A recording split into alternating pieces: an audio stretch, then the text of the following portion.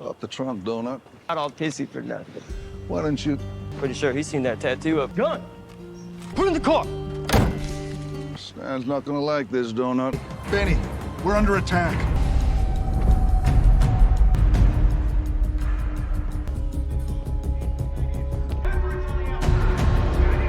Please leave a message.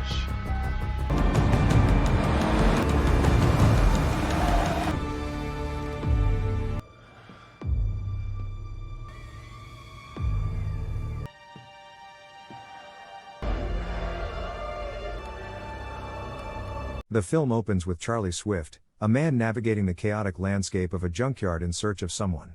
His quest is abruptly interrupted by the sharp crack of a gunshot. A voice commands him to freeze, instructing him to raise his hands and remove his shirt. With evident reluctance, Charlie begins to undress.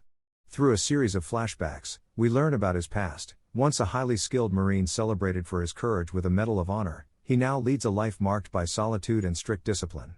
After finishing his coffee, Charlie sets out, stealing a parked car and driving away.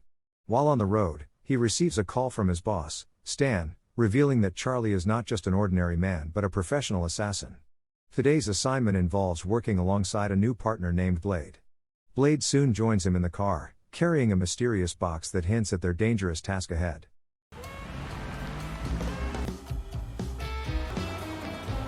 They arrive at the victim's house, where Blade enters with the box and quickly returns to the car. Moments later, an enormous explosion rocks the building. Rushing inside to assess the situation, they are met with a gruesome sight. The victim's head has been blown off, making it impossible to deliver the body to their client without it. Frustrated, Charlie contacts Benny, the colleague who recommended Blade for this job. Benny agrees to take care of the situation and inquires if anyone close to the victim might be nearby. Charlie learns that the victim is named Rollo and that his ex-wife, Marcy, lives in the vicinity. He decides to pay her a visit. Before he can even begin to explain his presence, Marcy reveals she is already aware of her ex-husband's demise. To persuade her to cooperate, he brandishes his gun. Reluctantly, she allows him inside while instructing Blade to wait outside. Inside, Charlie is taken aback to discover that Marcy is an artist specializing in taxidermy, working with animal corpses. He explains the predicament he faces and requests her assistance in confirming to their client that the body they possess is indeed that of her ex-husband. In exchange for her cooperation, Charlie offers Marcy $5,000. She reveals that her ex-husband had a distinctive tattoo on his back, crafted by her brother. Charlie insists that he was unaware of the motive behind the killing and was merely following orders. Reluctantly, Marcy agrees to accompany him to identify the body, where they confirm the presence of the tattoo. Suddenly, Blade turns his weapon on Charlie, disclosing that their client's rival gang leader had a history with the victim from their time in prison and sought revenge. Blade's true intention was to deliver the body to this rival leader to curry favor. However, in a moment of carelessness while driving, he accidentally shoots himself, resulting in a crash that obliterates the car and incinerates the body. Faced with this dire situation, Charlie devises a clever plan. He asks Marcy to take Blade's remains to her brother so he can replicate the tattoo design on him. She agrees but insists that Charlie remove Blade's head first. Following this, Charlie visits his boss, Stan, who is showing signs of aging and memory decline due to Alzheimer's. Despite these challenges, Charlie resolves to look after him. Next, Charlie heads to the junkyard to meet Beggar. Upon confirming the identity of the body through the tattoo, he receives his payment. Beggar mentions his unsuccessful attempts to contact Stan and asks Charlie to facilitate a meeting, expressing his desire for Stan to join his contraband trade. Later, Charlie expresses his gratitude to Marcy by giving her some money and inviting her on a date, where he openly admires her and the unique artistry of her work. During dinner, they connect deeply as they share their passions and aspirations. Charlie reveals his dream of living in Italy, a place that holds fond memories from his past work, while Marcy finds fulfillment in her taxidermy, giving hunted animals a second chance at life.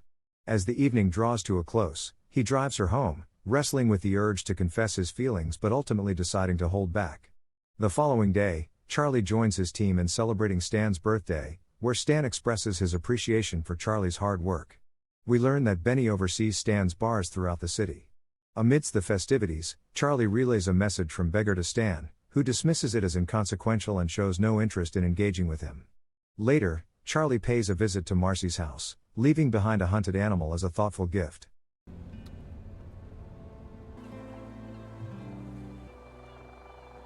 While cleaning his car, He senses impending trouble and takes precautionary measures by installing surveillance cameras around her property. His instincts prove correct when Beggar's men arrive to attack. However, Charlie is ready for them and successfully defends himself. Get him. You reach Benny? Leave a message. Benny, we're under attack. He then reaches out to Benny, who warns him of an imminent threat. As he heads to the bar, he notices Beggar and his crew leaving the premises, raising his suspicions. Upon entering the bar, he is met with a devastating scene. His team has been murdered. Overwhelmed with grief, he rushes to Stan's house.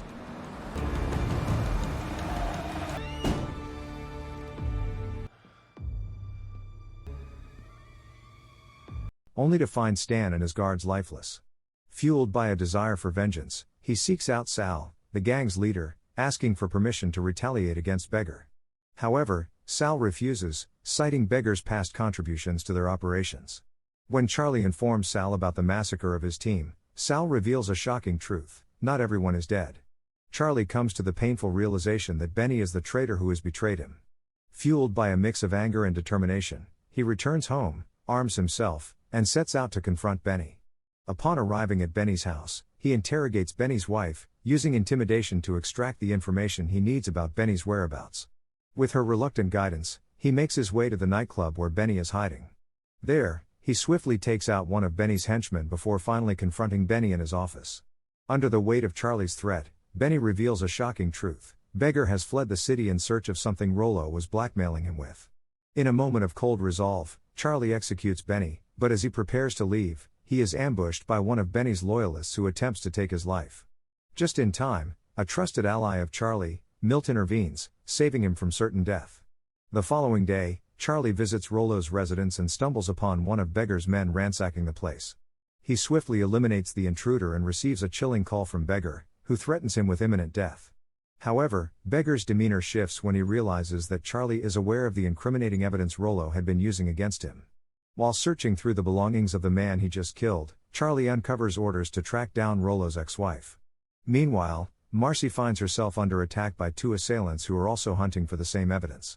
Displaying her resourcefulness and strength, she manages to defeat both attackers just as Charlie arrives, bringing her a sense of relief amid the chaos.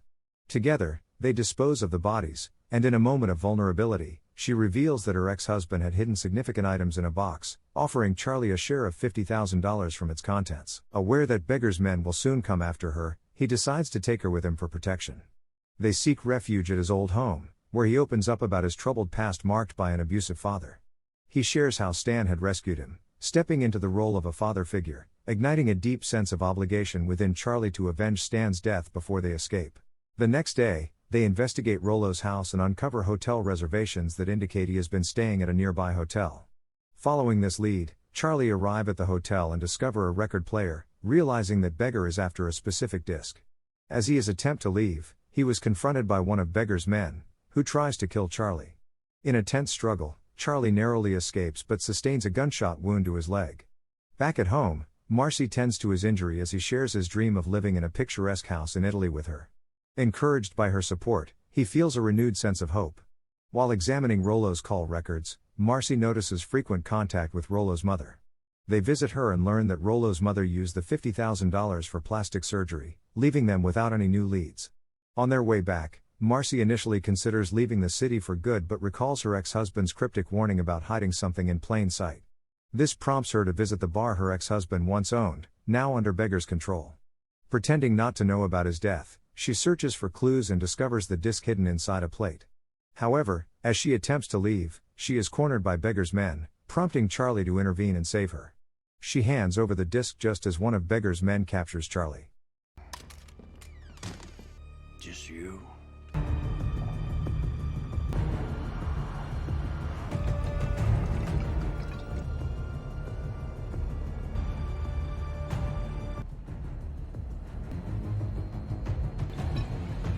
During their transport to Beggar, Charlie manages to crash the car, taking out Beggar's men in the process. Using Marcy's phone, Beggar threatens Charlie, revealing that he is Marcy at the junkyard and will kill her unless Charlie arrives quickly. This moment echoes back to their initial confrontation with Beggar, where Charlie is pressured to hand over the disc. Instead, he shocks everyone by revealing the video contained on it, proof of Beggar making a deal with the FBI to harm Sal. Armed with this evidence, Charlie shows it to Sal, seeking his approval to finally eliminate Beggar. In a swift turn of events, Beggar is taken out by a sniper shot from one of Charlie's allies. After the dust settles, Charlie reunites with Stan, whom he had safely relocated to another town with a new house while faking his death. As Marcy prepares to leave, Charlie surprises her with $50,000 to help her pursue her dreams. To his astonishment, she confesses her love for him and expresses a desire to build a life together in Italy. Thank you for watching. If you are new, don't forget to subscribe for more recaps. Until next time, have a nice day.